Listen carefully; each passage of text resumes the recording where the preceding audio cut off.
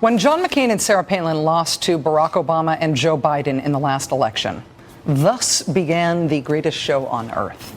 You thought the election was interesting. That was nothing. What has been the most unpredictable, most fascinating thing in U.S. politics since the last election is watching the Republican Party reinvent itself after that loss. The always interesting dynamic between the Republican Party and the conservative movement has morphed this year to include the Tea Party protests in the streets, some of which were populist and some of which were sort of standard Republican pro-corporate organizing feats. The party's vice presidential nominee, Sarah Palin, quit politics and became a full-time political celebrity without portfolio. The usually frosty relationship between establishment Republicans and the libertarian-ish Republicans got sort of forcibly warmed up when Ron Paul's presidential campaign honestly and earnestly energized huge numbers of young conservatives. As that movement did not just flash in the pan, but Dr. Paul's son became a Senate frontrunner in the home state of the Republican majority leader, Republicans were forced to get over their disdain and embarrassment with the Ron Paul folks and try to embrace them.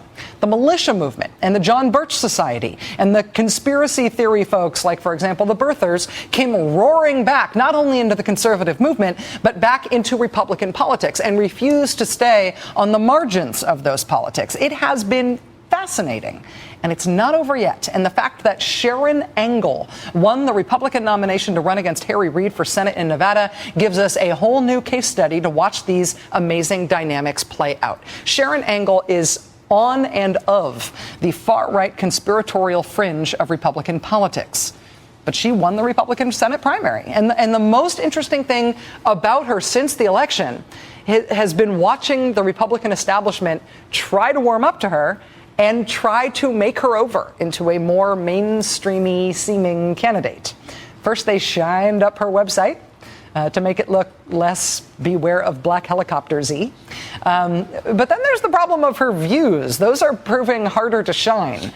Back in April, Sharon Angle told Talking Points Memo that she was a member of the Oath Keepers, a sort of militia-like organization that says law enforcement officers should refrain from orders to lock Americans into concentration camps and turn American cities into huge prisons. Because, you know, that's coming. She also announced her Oath Keepers membership at a candidates forum in February. I call myself an Oath Keeper. But now that Sharon Angle has won the Republican Senate primary, she's issued a clarification. I'm not a member of Oath Keepers. However, I do keep my oath of office to protect, defend, and support the Constitution. See, she is a keeper of oaths, not a capital O, capital K, oath keeper. Totally different. Word order matters. Keeper of oaths, oath keeper, as do capital letters. She's totally lowercase now. Then there is Sharon Angle on Social Security. We need to phase Medicare and Social Security out. Privatizing Social Security is so unpopular that you couldn't sell it to the public if you called it the basket of puppies and sky full of rainbows bill. But Sharon Angle will not give up. She will not back down.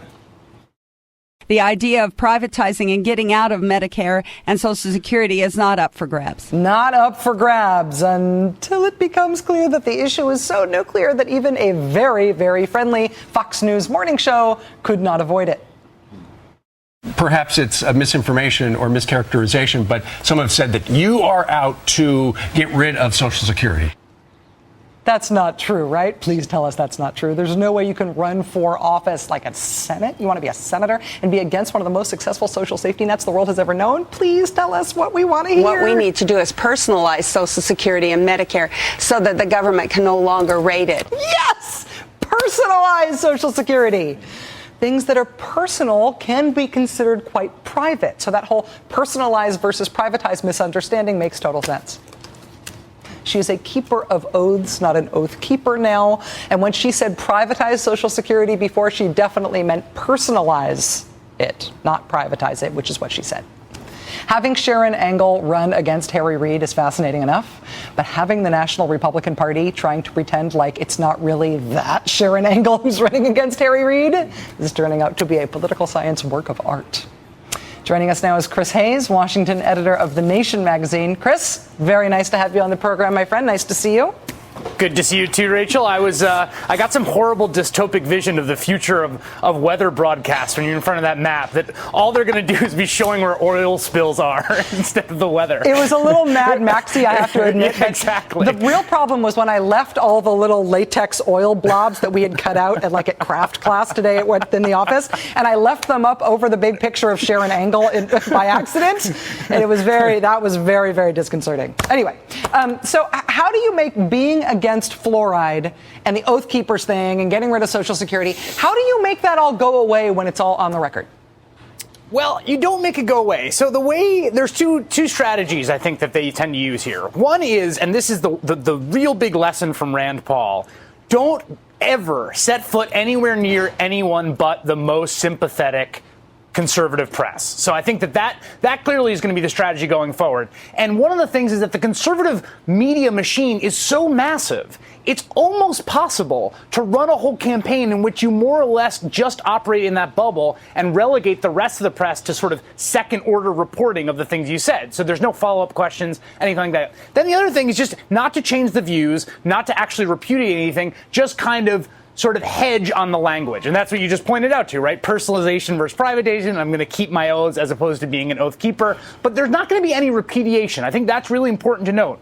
We're not going to run away from the actual core, wacky, crazy views like fluoride is an international communist conspiracy, etc. But how do you figure out where to draw the line, though, between what seems too kooky and must be scrubbed and what just makes you a bona fide 2010 conservative Republican? What do you decide not to repudiate? Do we know where that line is? No, I mean that line I think has been obliterated. I mean I think that's the key lesson here of her being the nominee. I mean that line has been totally obliterated. Ben Smith on Politico was reporting that the early reviews out of her meeting today in New York with big sort of conservative fundraisers was that she totally wowed him. She killed, So I think this is where I think there's this weird kind of moving together of the sort of barons of the party and the establishment with the grassroots. They're both jumping off this crazy right-wing cliff together. I don't think there's any distinguishing anymore. I'm not even sure how much it's faking on the part of the establishment. I mean, I think that there's this kind of echo effect that's taken over where everybody's kind of gyrating to the right together. But I sort of feel like it's not the center, so I shouldn't say the center cannot hold, but I just feel like things do fall apart in political coalitions like this. And so I feel like I'm expecting some dissent from mainstream Republican Party figures as even as the Mitch McConnells of the world rally around her. I am not expecting that dissent. And the dissent is going to have to come from the voters, frankly. It's going to have to come from a critical press that subjects her views to the proper amount of scrutiny. I mean, she should be asked in debates to explain why she thinks fluoride is international conspiracy. She should be explain her views on the U.S. withdrawing from the UN. She should have to defend all these sort of black helicopter views in front of the populace and to skeptical reporters. And the dissent is ultimately going to become through a repudiation by the voters, by, the Reid campaign and the press subjecting these views to proper scrutiny. I don't see the Republican establishment bailing or repudiating anything. They don't repudiate anything anymore. I mean, they really don't. It's just kind of this, if you project confidence, the wackiest thing that comes out of people's mouths is totally normal if we say it's normal. Well, among the people who have been able to interview Sharon Angle since the election, Fox and Friends, Laura Ingraham, Heidi Harris, Lars Larson, Mark Levin, and Rush Limbaugh. Right, exactly. I have not yet found the skeptical, hard-hitting reporter, but I'm sure you'll have her on the program any day now. Yes, exactly. Chris Hayes, Washington editor of The Nation. Thank you so much for joining us tonight, Chris. Thank you too, Rachel. So did you hear the story today about the giant brand new discovery of zillions of dollars worth of minerals in Afghanistan and how that's going to change everything? If that's how you heard that story, you probably want to stick around to hear the context, which will probably change how you pass that story on if you choose to do so. Plus, banning booze, how hard that was to do and how dumb that was to do. Coming up. The Rachel Maddow Show uses Cisco telepresence for face-to-face interviews.